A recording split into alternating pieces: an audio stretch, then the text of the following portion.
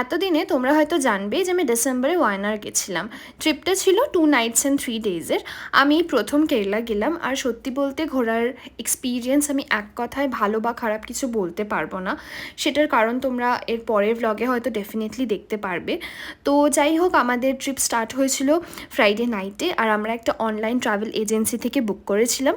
আচ্ছা, তোমরা যদি ওয়ায়নারের ফুল ভ্লগ দেখতে চাও আমাকে ডেফিনেটলি কমেন্টসে জানিও।